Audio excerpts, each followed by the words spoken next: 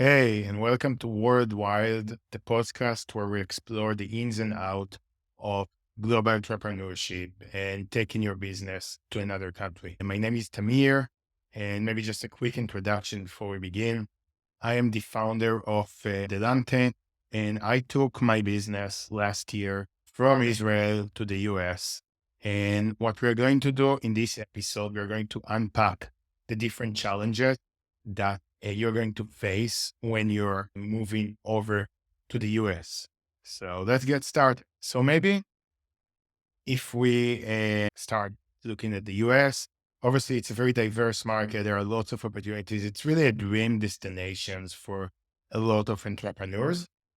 But this comes with new challenges, language barriers, cultural difference, business culture difference, and other fears of failures and a lot of other emotions play a role when you decide to make this move. And what we're going to do today is share the real life experience and provide practical advice to help you navigate this journey successfully. So, for a lot of entrepreneurs that are doing SaaS, tech, real estate, and whichever type of business or industry you're in, the number of opportunities in the US is almost endless. But those opportunities come with their own set of challenges. And the first challenge I want to speak about and explore is the language barrier, and more specifically, the accent barrier. So you might be from French, from Germany, from Russia, from Israel, and you might have a thick French accent or a very heavy Israeli accent. And you might think that this will make you sound unprofessional, that you won't be able to make connections this way. I will assume that if you're listening to this and if you're actually considering taking your business to the US, then you probably have a good enough level of English and you're able to speak English confidently and you're able to do sales conversations and you're able to do discovery conversations or conversations with vendors or marketing conversations. So I am going to assume that your level of English proficiency is good. And where you might be feeling not confident about is your accent. And so I think the most common misconception around the accent is that entrepreneurs think they need to speak English like the Queen of England for them to be understood. And I think this is a very limiting belief.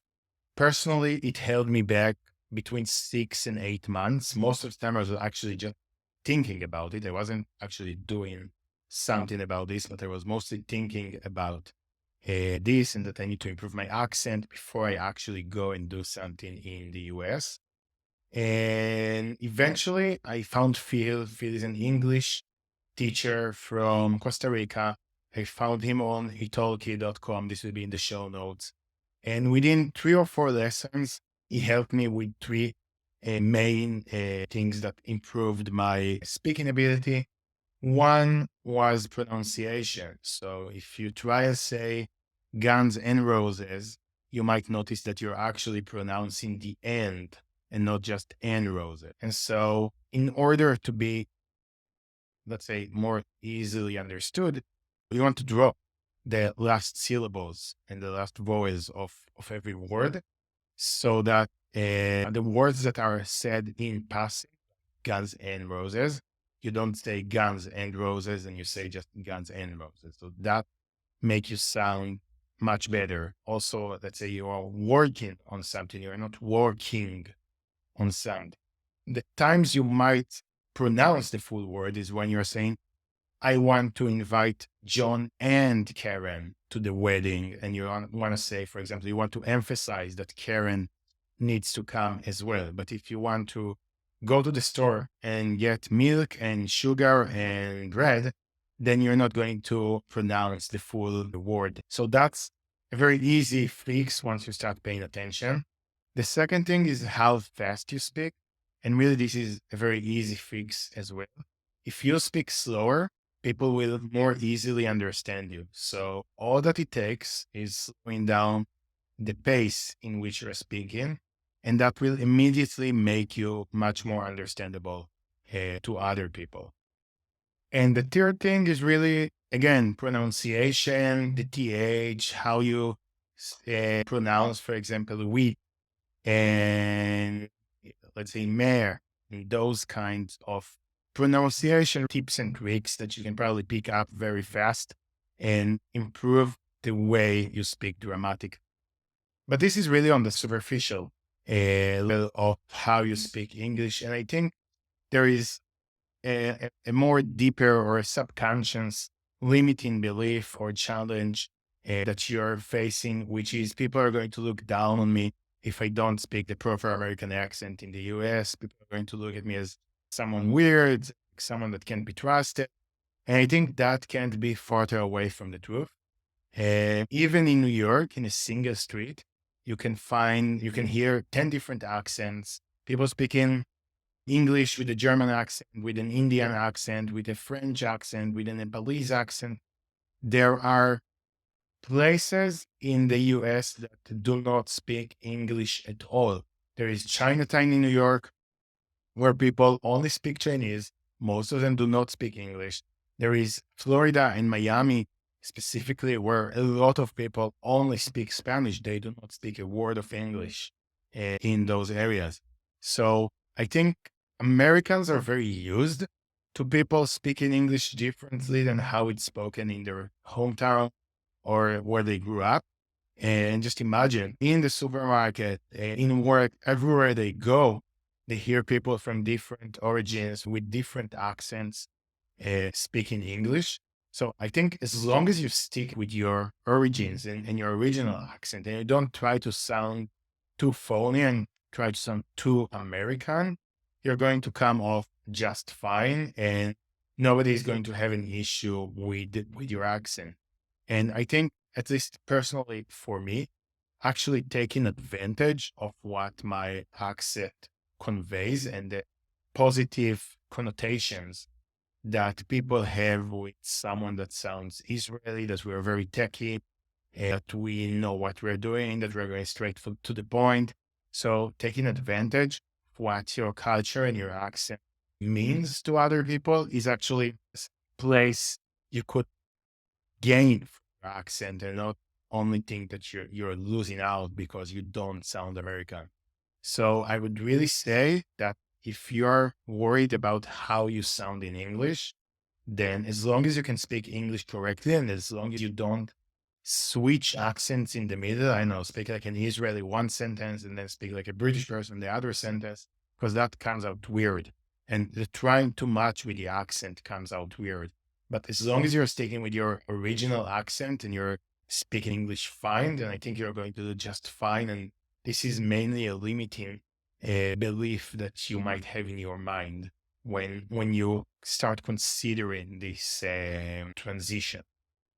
So if you're not feeling confident with your accent, get a teacher. It's going to take 3 or 4 lessons, maybe 5 lessons to get you to a point where you're feeling confident with your accent. If you think people don't understand you when you're speaking because of your accent, just slow down a bit and really just make the leap and try to test the water and see if you're speaking with people in America, they're used to people from the East Coast speaking differently than people from the West Coast, and people from the South of America speak differently than people from the coast. Even within a certain city, within Boston, you have the South Boston accent. So there are a lot of variations in the accent, and I think it's important to know that even Americans sometimes may not understand each other. If someone comes from South Boston to South Carolina and they speak there like they speak in Boston, there is a good chance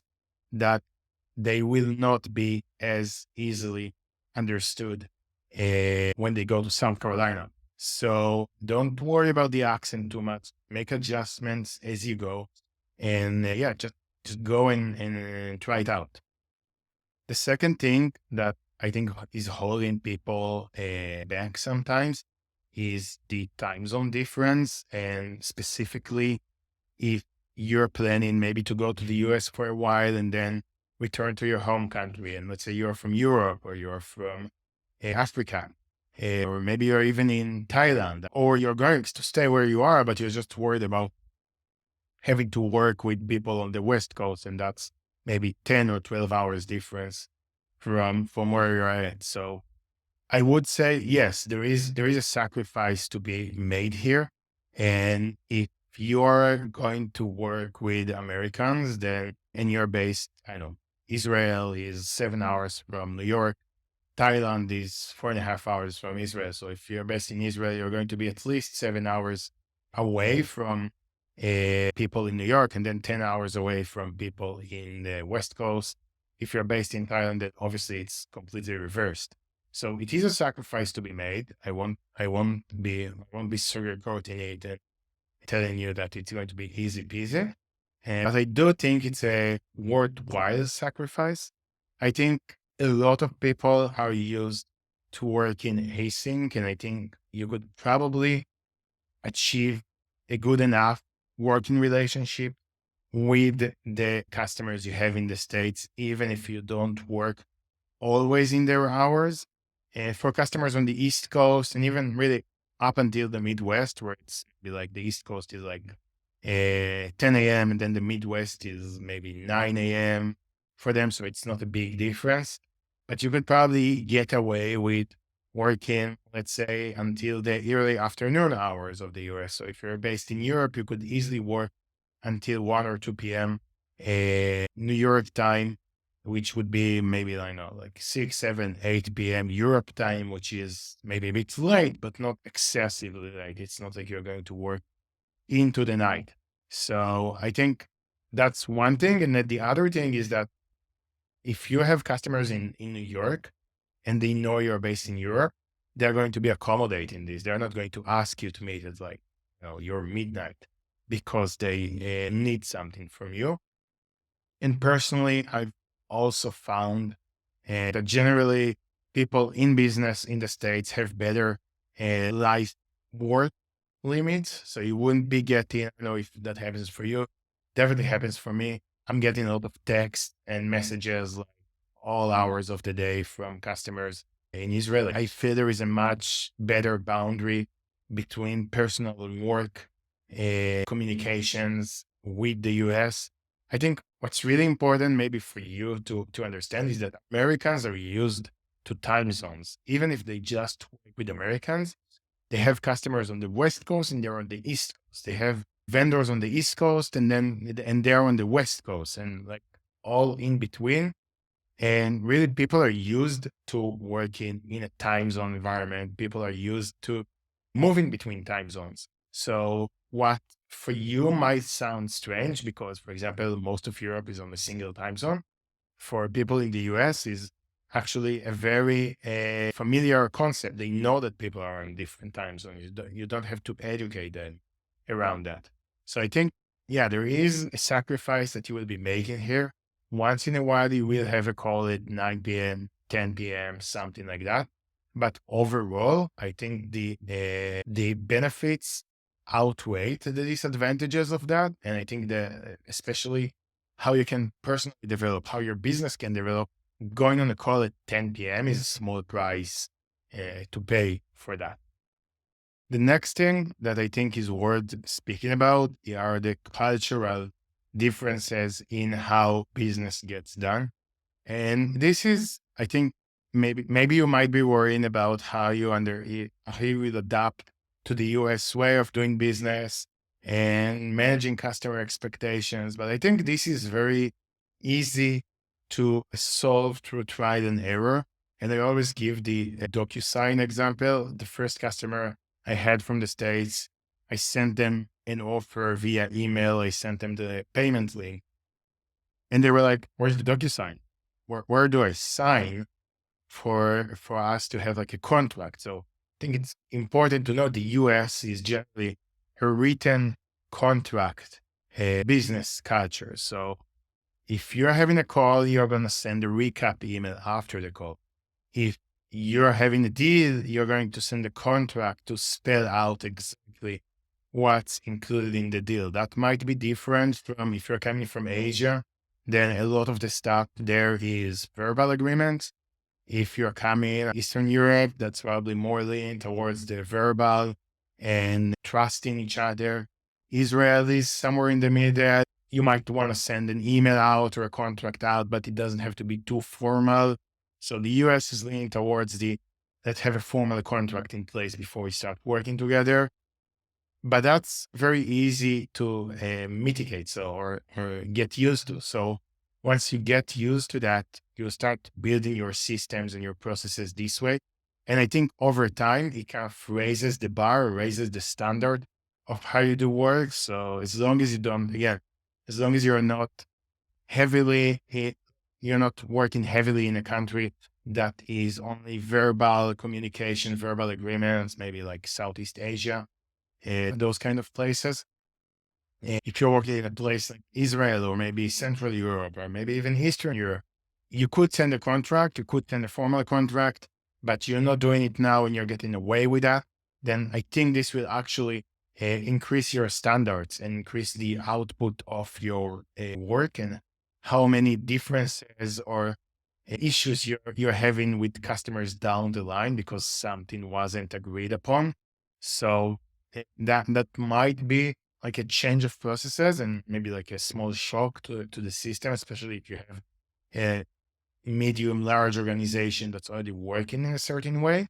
But I think on the long run, this will only benefit your organization. I think it's a good problem to have, having to work this way. So this is definitely something I recommend doing regardless. But I think going global and specifically going to the US will really help you with improving the way you're doing business. The next point that I was personally concerned about, and a lot of people actually warned me about, is the financial risk. And so a lot of the people actually project their insecurities and their fears and their perceptions onto you. So you might consult with someone that never went to market in the US, that never had any experience getting a company from country A to the US. And they would tell you, oh, going to the US is very expensive. Going to the US takes a lot of budgets. It takes a lot of time. Is he completely wrong? No, it does take a lot of time. It takes a lot of effort, mainly. I think it takes a lot of decision-making effort to say, I'm going to commit to this. But once you commit, you definitely don't have to spend tens of thousands of dollars making your go-to-market move. The same way you are creating content for your local language, you'll start creating content in English. You will need to invest a bit in localizing your content, but it doesn't have to it doesn't have to be like an infinite bill or like a huge amount of money that you're going to have to pay for that. And I think the key idea to remember here is to start the smallest way you can and then test the market before you're making larger investments, because the channels, maybe the marketing channels that are working for you in your home country might not work out in the US. So maybe you need to hire different people. Maybe you need to hire different marketing people, different sales people, and you need another copywriter. So I would say test the water, start small, but don't be afraid that it's going to run tens of thousands of dollars to make this move. It's actually going to be probably not too much more expensive than what you're doing right now. And depending on the country you come in, I was just able to pretty much change the currency on my prices without changing the numbers. So if I sold something in Israel for 6,000 shekels, I was instantly able to sell that in the US for $6,000. And that was 3.5 times the revenue out of the gate. Just converting the numbers from shekels to dollars, that was 3.5 times in the revenue. So that together with the size of the market and the sheer volume of people that you can find there and the number of opportunities that you have there and you might not have in your home country, I think this really makes up for the financial exposure or spend that you're going to have to make in order to make this happen. Another point that is maybe connected to the financial risk is the reliance on door openers. You might have met or spoke with people that are supposed to help you navigate the US market, and really intermediaries that are promising you access to key contacts or opportunities. I think that's a bit different from partners. Partners is another conversation. Generally, I would say I do not recommend any sort of partnership to unlock the US. That might be correct in other regions of the world, like Japan, where companies can almost exclusively work only with local entities, but there is no such need in the US. I think there are multiple benefits to doing it by yourself. You're getting direct feedback from the market. You can see with your own eyes what works and what doesn't. And relying on those people that are promising you access to key contacts or opportunities is probably not always, I would assume, but probably it's going to be a waste of your money, at least in most of the times, and a waste of effort. I've seen a lot of companies that have tried to expand only through partnerships, and eventually the interest nearly never aligned for the first time correctly. And so it ends up with the company not being to expand, and with the reseller or the partner or the facilitator not delivering on what they needed. I think those facilitators usually take either a big cut of your revenue or they're taking payment up front. Probably if you're going there for the first time, they're going to ask you for payment up front and not part of the revenue they're able to generate. And I haven't been able to find any use cases or examples where this strategy has been efficient and useful. I think the last point and the most important point to emphasize is the fear of failure and maybe the wasting your time and effort on doing that. And I think this has several perspectives. And the first one, the superficial one, is you can set realistic goals. You need to learn from your mistakes and viewing the mistakes and the failures that you have along the way as a learning opportunity. And I think on a more deeper level, it kind of stems from your internal beliefs and what you believe you can achieve. So I think if you're planning to just double the revenue that you're having in your home country, then this is going to be probably harder to achieve if you go to a new market or new country than just doubling down on advertisement and marketing and sales in your home country. If you're coming from a place of, I want just a bit more, or I want to maybe expand a bit what I have, so let's go to the US, then I would say you probably have a better alternative somewhere else. But if you're saying, I want a new territory with lots of opportunities, I want to be able to maybe 10x my revenue, then I think even if you don't achieve that fully, you would make a transformation in your business that you can't go backwards afterwards. It will take you to a new place, to a new level of business standards, of the way you do work, of the type of companies that you work with, the way you're looking on your business. So for me, that was, okay, I'm changing the currency from shekels to dollars. That's immediately 3.5x on my revenue. Plus, I'm adding a much bigger audience or a territory to my addressable market. So how many companies are using Zendesk in Israel? 500,000, something like that. Let's say they get 10 new customers every month. So that's a very small pool of customers to work with. How many companies are using Zendesk in the US? Somewhere around 50,000. I was looking at the public reports of Zendesk, the stock exchange, the quarterly filings, of Zendesk, and they would say we have 50% of our customers are in the US. That's 50,000 customers in the US. So you're saying, oh, so there are 1,000 here, maybe, and there are like 50,000 there. So how many do I need to get access to make this worldwide? And, if I just get access to 10% of what of the companies that Zendesk has over there, that will be like a substantial increase in the addressable market for me. So I think if you look at the revenue you can make on your product and the increase in the size of the market, that's the game.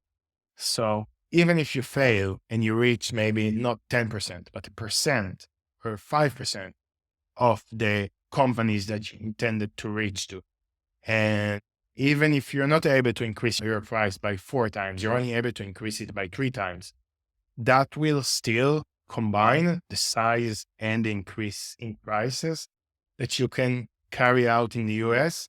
Just that in itself would be a success for your business.